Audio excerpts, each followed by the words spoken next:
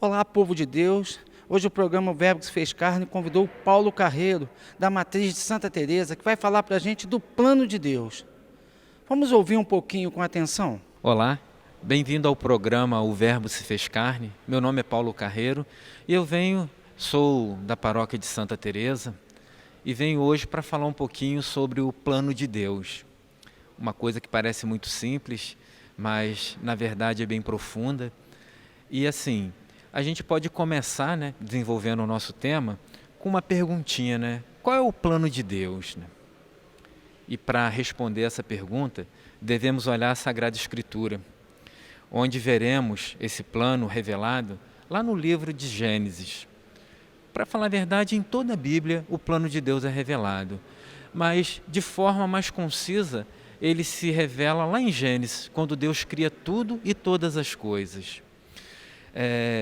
Deus nos cria, cria todas as coisas, cria inclusive o homem, e tudo que vive para um único propósito, a sua glória. Nós fomos criados para a glória de Deus. Embora muitos neguem isso com o seu comportamento, essa é uma verdade que nós não podemos negar. Tudo e todas as coisas são para a glória de Deus. E esse plano para nós é muito simples. É viver na sua presença.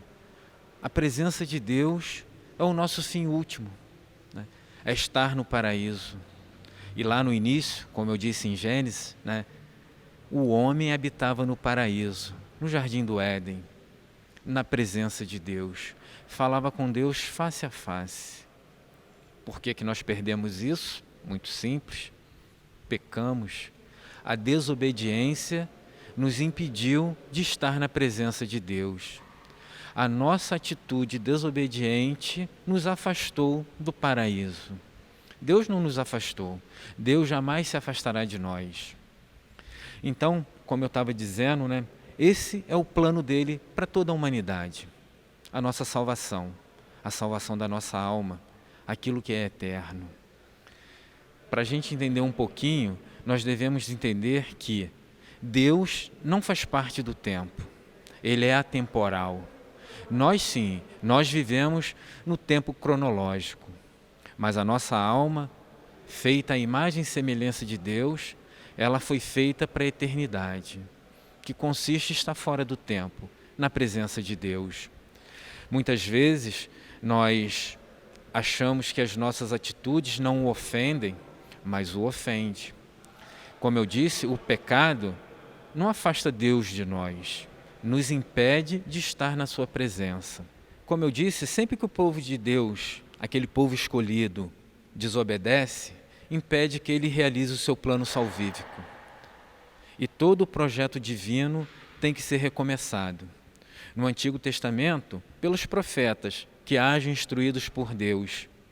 Passando para o Novo Testamento, tudo se torna novo, pois o próprio Deus se fez homem e veio habitar em nosso meio, experimentando em tudo nossa humanidade, menos o pecado. Deus, vendo a nossa dificuldade, decide descer da sua realeza, da sua divindade e vem ao nosso meio. E como homem, 100% homem, ele experimenta toda a nossa fraqueza, menos o pecado. Porque embora ele seja homem, ele também é Deus, 100% Deus. Como foi possível que Jesus, enquanto homem, cumprisse o plano de salvação? Através da obediência. Lá em Lucas 22, 42, ele vai dizer: Pai, se é de teu agrado, afasta de mim este cálice. Não se faça, todavia, a minha vontade, mas sim a tua. Essa obediência de Jesus, nesse momento em que ele está lá no horto, que nós conhecemos como a sua agonia, quando ele chora a Deus, ele ora, ele pede a Deus para não passar por esse sofrimento, obedientemente ele diz: seja feita a tua vontade, ainda que seja a minha morte na cruz. E nós sabemos que quando Jesus é elevado na cruz, ele destrói o pecado, ele destrói a morte e ganha para nós a salvação. Dessa vez, para sempre. Não precisaremos mais dos profetas trazendo a mensagem de Deus, pois o próprio Deus se fez mensagem em Jesus Cristo. Somente pela obediência permitimos que Deus realize seu plano em nós. Pela misericórdia de Deus, eu vos exorto, irmãos, a vos oferecerdes em sacrifício vivo, santo e agradável a Deus.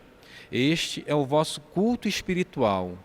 Não vos conformeis com o mundo, mas transformai-vos, renovando vossa maneira de pensar e de julgar, para que possais distinguir o que é da vontade de Deus, isto é, o que é bom, o que lhe agrada, o que é perfeito. Isso São Paulo fala aos Romanos, no capítulo 12, nos versículos 1 e 2. Ele vai dizer que para nós sermos santos, precisamos fazer a vontade de Deus. Essa vontade obediente, essa vontade que sempre busca agradar a Deus. Eu volto a dizer, somente pela obediência poderemos permitir que Deus realize seu plano em nós. E é seu plano que estejamos junto dele, louvando-o e adorando para sempre, pois nossa existência tem um único propósito, a glória dele. Nada nos satisfará senão a presença de Deus. Somos dele. Fomos criados por Ele e só encontraremos a verdadeira alegria nele. Sabemos qual é o plano de Deus para nós. Agora, vou falar um pouquinho de como podemos praticar mais ativamente, na realização deste plano. Simples, ouvindo o que o Senhor nos quer dizer. Parece fácil, e realmente é. Quando nós oramos, falamos com Deus. Quando lemos a palavra, ouvimos uma pregação, participamos da Santa Missa, na homilia, é o próprio Deus que nos fala. E só precisamos silenciar nosso coração para ouvi-lo. Posso falar de experiência própria, que tudo é possível àquele que crê, e tudo pode ser mudado pelo poder da oração. O que é preciso? Submeter-se à vontade de Deus, descer do nosso egoísmo, da nossa soberba e reconhecer o quão insignificante nós somos. Quando nós obedecemos, Deus age e faz em nossas vidas.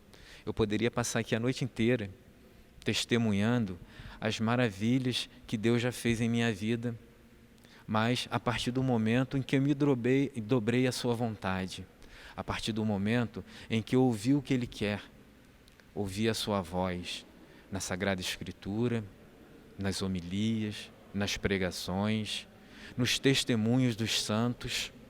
Como eu disse no testemunho dos santos, que todos renunciaram à sua própria vontade para fazer a vontade de Deus, que os fez sinais para nós alcançarmos a nossa salvação. São como aqueles que indicam o caminho. É fácil, basta obedecer. Por isso, eu te digo, se você não tem alcançado o que pede em oração, das duas uma. Ou o que você pede não irá edificá-lo, ou você não está se submetendo à vontade de Deus. E isso impede que Ele haja na sua vida. Volto a dizer, quando somos obedientes à vontade de Deus, e você pede, e vai ser bom para você, pode ter certeza. Deus não vai dar o que você pede, Ele vai lhe dar uma coisa infinitamente melhor, muito mais proveitosa para a sua edificação, para o seu caminhar para junto dEle.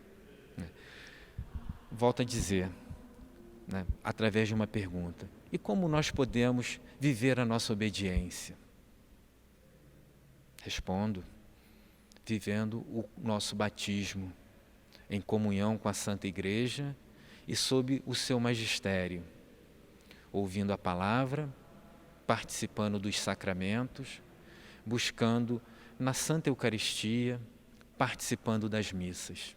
E aí eu te faço um convite, vem participar aqui conosco na Matriz de Santa Teresa, venha viver conosco a obediência dos filhos de Deus e você vai ver que tudo na sua vida vai prosperar e vai progredir. Não por méritos nossos, por mérito seu, mas pela vontade de Deus, pela sua ação em nós, através da obediência. Fique com Deus e até a próxima. Bem, amado, você viu o que o Paulo falou? Se você não acredita, se você não acha que Deus tem um plano para você, é só ir na Sagrada Escritura, em Gênesis, você vai ver que ele preparou tudo do bom e do melhor e com muito carinho para você. Mas nesses dias de hoje, tão difíceis, muita gente fica suplicando e perguntando a Deus, por quê?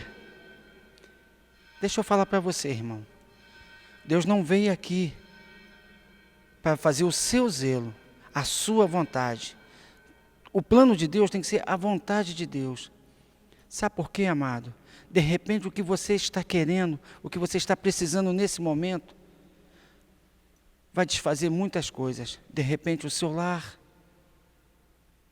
a sua própria imagem, que você é a imagem e semelhança do Senhor. Porque tem um ditado que diz, quer conhecer o homem, dê dinheiro e poder. E Deus não quer isso para a gente. Deus não quer isso para a gente. Mas como Paulo falou, viver na graça de Deus. Eu te pergunto, quando a gente recebe uma carta de amor, o que você faz? Você abre e lê. O Senhor deixou aqui, na Sagrada Escritura, uma carta de amor para você. Você já abriu? Você já leu? Você já entendeu o que o Senhor quer para você? Não, né? Fica difícil, né? A gente só cobra. Mas aí eu peguei para você lá em Isaías 30, versículo 1. Olha o que o Senhor fala para você e para mim. Ai dos filhos rebeldes, diz o Senhor. Eles seguem um plano que não vem de mim. Conclui alianças sem o meu consentimento, acumulando, sim, falta sobre falta. Aí vem o que o Paulo falou. Nós estamos tendo tanta falta, tantos pecados. Por que não corrigirmos isso no plano de Deus? Procurar a igreja, procurar uma confissão, procurar vir à missa. Às terças-feiras aqui, às 19h30, nós temos o terço dos homens, que é maravilhoso. Eu te garanto, se você aceitar o plano de Deus na sua vida, tudo será mudado. E vou encerrar aqui deixando uma frase para você, para mim, para o Paulo, para todos refletirem. Coloque os planos de Deus acima dos seus e veja a mudança acontecer. Aconteceu na minha vida, na do Paulo e de muitos que seguem aqui. O que eu quero não é o que Deus quer. Então eu aceito e faço a vontade dele. Então, mais uma vez eu deixo um convite. A Matriz de Santa Teresa fica aberta todos os dias, tem missas todos os dias, temos 3 padres maravilhosos que você pode conversar com ele, falar um pouco da sua vida. E aí, coloque o plano de Deus na sua vida. Você vai ver quantas graças vão acontecer. Fiquem na paz.